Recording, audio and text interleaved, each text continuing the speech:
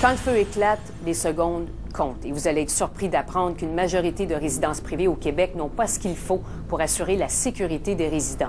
Bien souvent, le soir et la nuit, il n'y a qu'une seule personne pour 40, 100, parfois même 200 résidents. On l'a constaté plus tôt dans l'émission.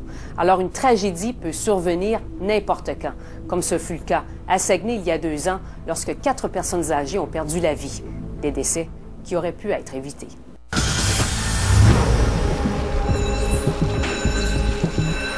Chaque année, il y a des incendies mortels. Je n'ai pas les statistiques sur le nombre, mais on s'entend que chaque incendie avec une perte de vie, c'est un incendie de trop. 15 janvier 2009 à Saguenay. Aux petites heures du matin, un incendie éclate dans le système électrique de la résidence privée Belle Génération. Les flammes font leur ravage à une vitesse surprenante. On parlait d'un bâtiment de 4 étages qui était non giclé, qui était combustible, avec un seul surveillant de nuit et beaucoup de personnes qui avaient des problèmes d'évacuation. Un seul surveillant montait la garde. Un nombre visiblement insuffisant puisque 4 aînés sont demeurés prisonniers des flammes. Puis l'alarme a sonné, je suis allé voir, puis j'ai vu qu'il y avait la fumée qui montait du sol. J'ai appelé le 911, mais j'avais même plus de ligne déjà. Encore plus accablant, le rapport du coroner qui a enquêté sur les circonstances entourant les décès. On y apprend que le bâtiment avait initialement été conçu pour des personnes autonomes. Or, 3 des 4 personnes qui y ont laissé leur vie se déplaçaient difficilement. La 4e souffrait de surdité et n'a pas entendu l'alarme. Sur les 70 personnes âgées qui vivaient dans la résidence, la moitié se déplaçait avec difficulté ou avait besoin d'un appareil pour marcher. Les bâtiments n'ont pas été construits pour accueillir ce type de clientèle-là. Et le niveau de surveillance est très, très faible, surtout la nuit. On parle souvent d'un surveillant pour 50, 100, 150 résidents. André Saint-Hilaire fait partie d'un vaste comité sur lequel siègent beaucoup de représentants gouvernementaux. Santé et services sociaux, sécurité publique, régie du bâtiment, etc. Depuis que le gouvernement a décidé en 2007 que toutes les résidences privées devaient être certifiées, toutes ces personnes ont le mandat de s'assurer que les normes sont respectées. Bonjour. Un collaborateur a visité pour JE des résidences privées. C'est pour quelle personne? Pour ma mère. Oui. Premier arrêt, l'est de la métropole. Environ 150 personnes âgées vivent ici. Il s'agit d'un complexe de 3 immeubles. C'est un monsieur la nuit, c'est des messieurs qui font la nuit. Et ils font des rondes à peu près aux 2 heures. Malgré l'étendue du complexe, il n'y a qu'un gardien de nuit. Bonjour. Même scénario dans cet autre bâtiment de la Naudière, qui possède 64 logements. Personne la nuit? Oui, c'est ça. Juste une. Oui, oui. OK. Là, c'est suffisant pour besoin d'eux. Comme les clés sont évacués en premier, c'est ça. Puis les collés moins lourds vont s'évacuer par eux-mêmes. Dans les résidences de 10 et moins, la sécurité au niveau de la réglementaire, c'est vraiment très, très de base. On parle d'avertisseurs de fumée. Dans certaines municipalités qui n'ont pas de règlement, on parle de rien du tout, là.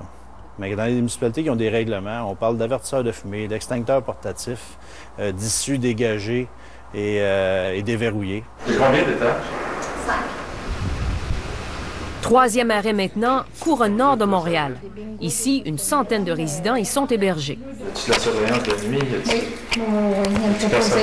Oui, il y a une préposée de nuit. S'il y a un incendie qui se déclare la nuit, par exemple, il y a une personne qui est en charge de coordonner. Oui, oui. Okay. Mais je veux dire, les plus autonomes savent ce qu'ils ont à faire, puis ceux qui nécessitent de l'aide, bien, la préposée va se centraliser sur eux, là. Mais heureusement pour les résidents, on retrouve tout ce qu'il y a de plus moderne. Des gicleurs et un système d'alarme relié au service des incendies de la municipalité. On a même plusieurs maintenant qui sont reliés à une centrale d'alarme, ce qui n'est pas obligatoire, mais quand on leur dit, au moins s'il y a un début d'incendie, vous êtes reliés, les pompiers vont s'en venir rapidement. C'est un argument qui est quand même assez intéressant. Rive-sud de Montréal. J'ai un système de feu qui est relié directement au système des pompiers. Dans les centres urbains, plusieurs propriétaires ont investi pour relier leurs résidences au service incendie de leur municipalité. Mais c'est beaucoup moins fréquent en région. À Saguenay, la résidence Belle Génération n'était pas reliée au service incendie. L'absence d'électricité a obligé le gardien de nuit à utiliser son cellulaire pour appeler les secours. Dans son rapport, le coroner note « Le surveillant sollicite une résidente autonome pour l'aider à évacuer les autres. » Mais les deux sont rapidement obligés de sortir de l'édifice à cause de la fumée et de la noirceur. Plusieurs lits ne sont pas vérifiés. C'est-tu relié à une centrale? Non, on n'est pas relié à la centrale. OK. Dans cette résidence privée de la Naudière, il y a 16 chambres réparties sur 2 étages. Premièrement, on appelle. On appelle pour dire qu'il y a le feu, là. OK. Et puis, les personnes les plus autonomes dans la maison vont aider aux voisins aussi, là. OK. OK, là, parce que... OK, parce que vous êtes tout seul et vous ne pouvez pas tout faire. Bon. Ouais. Le ministère de la Sécurité publique, le grand responsable de la sécurité incendie, a refusé nos demandes d'entrevue. Un autre joueur important dans ce dossier, c'est la Régie du bâtiment du Québec. D'ailleurs, le coroner qui a enquêté les décès à Saguenay adressait toutes ses recommandations à la Régie. Dans son rapport, il écrivait « Le nombre de préposés à l'évacuation et la réduction de l'autonomie de certains résidents peuvent avoir contribué à la difficulté d'évacuation et au décès de 4 personnes. » Le niveau de sécurité du bâtiment était donc insuffisant compte tenu de l'état de santé de ses résidents. Mais à la Régie du bâtiment, on ne semble pas interpellé par ce problème. Est-ce qu'il y a un problème, c'est-à-dire est-ce qu'il y a des endroits où il n'y a pas je vous dirais, de vérification? Ça, malheureusement, je ne peux pas vous répondre à ça, là. La Régie invoque 2 arguments pour justifier son inaction. D'abord, un mandat qui limite ses inspections aux immeubles de 8 logements et plus et des 9 chambres et plus. D'autre part, ce même mandat ne l'oblige pas à effectuer des inspections, à moins d'avoir reçu une plainte en bonne et due forme. Comment ça se fait que vous n'êtes pas plus proactif que ça dans le processus? Je vous dirais que proactif, il faut faire attention, c'est que, qu'est-ce qu'on trouverait de plus que le service de prévention incendie?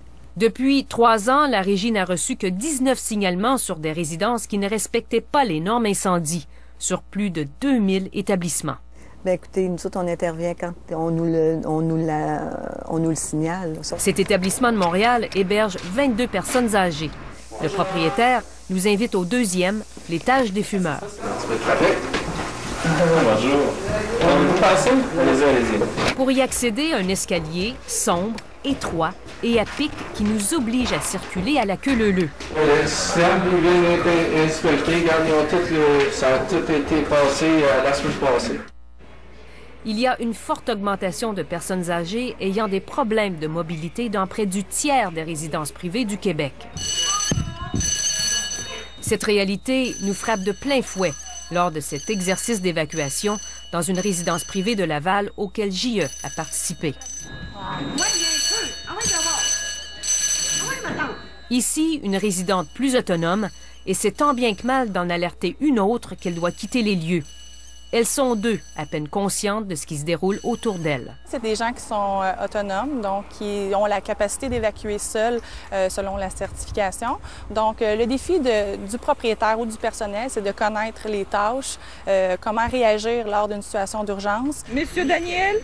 Tous les résidents sont au point de rassemblement. L'exercice a pris 5 minutes, un temps d'évacuation acceptable. Les gens avec Marchette, ils habitent au rez-de-chaussée. Ça veut dire que si quelque chose arrive, pour eux, ça va être plus simple pour sortir. La propriétaire a investi 6 000 $ pour un système d'alarme relié au service incendie. Mais encore là, un seul surveillant la nuit. Les changements que le gouvernement promet touchent aussi la sécurité incendie. Québec va donc émettre de nouvelles directives. Pourtant, depuis 2002, il y a une loi qui oblige les municipalités régionales de comté à assurer une meilleure protection des bâtiments qui se trouvent sur leur territoire. Alors, si vous voulez en savoir davantage, je vous invite à aller sur notre site web à tvanouvelle.ca.